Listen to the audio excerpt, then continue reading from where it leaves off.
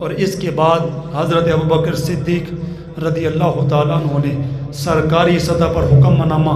جاری فرمایا کہ قرآن کو کتابی شکل کے اندر جمع کیا جائے۔ اس سے پہلے یہ قرآن جیسے آج ہمارے پاس ایک جلد کے اندر موجود ہے، پہلے قرآن ایسے نہیں تھا۔ جتنا بھی قرآن تھا وہ صحابہ کے سینوں کے اندر بالکل من و عن ایسے ہی محفوظ تھا جیسے قرآن آج ہمارے ہاتھ کے اندر موجود ہے، بالکل من و عن۔ یہ بات میں اتنے زور دے کر اس وجہ سے کہہ رہا ہوں کہ ایک ٹولہ آج ہمارے گلے کے اندر وہ بھی پڑ گیا جنہوں نے کہا کہ اس قرآن کی ترتیب ٹھیک نہیں ہے، انہوں نے کہا یہ قرآن کمپلیٹ نہیں ہے۔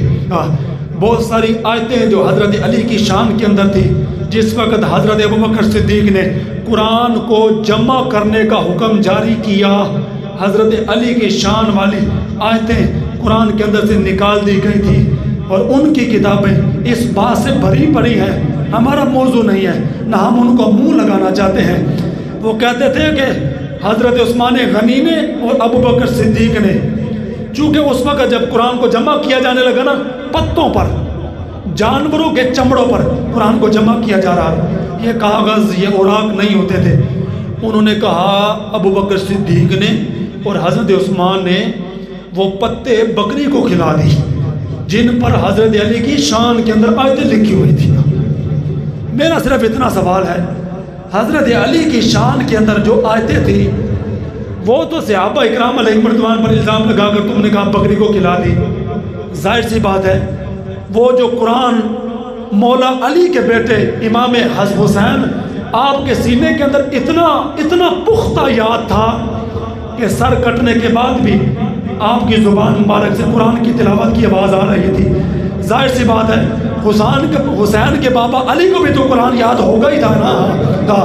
پتہ ہے ہمارے بزرگوں نے کیا لکھا، علی کو قرآن اتنا یاد تھا،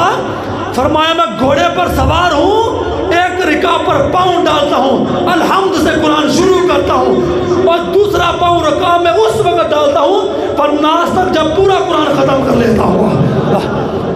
علی کو جو اتنا قرآن یاد تھا، وہ جو آیتیں ابوبکر صدیق نے نکال دی تھی جس وقت علی خلیفہ بنے تھے، کم از کم آپ کو چاہیے تھا وہ آیتیں دوبارہ قرآن میں شامل کر دیتے ہیں۔ علی نے بھی اسی قرآن پر یقین کیا ہے، اور علی کے بعد علی کے پتر امام حسن نے بھی اسی قرآن پر یقین کیا ہے کہ نا نا نا نا، جس وقت قرآن کو جمع کیا گیا صرف ابوبکر صدیق نہیں تھے، کم و بیش 1.25 لاکھ صحابہ کا مجمع تھا، پورے وثوق سے تصدیق کے ساتھ قرآن کو جمع کرنے کے بعد فرمایا ہر بندہ گواہی دے گا ہم نے قرآن کو ویسے جمع کیا ہے جیسا قرآن لوح محفوظ پر لکھا ہوا تھا۔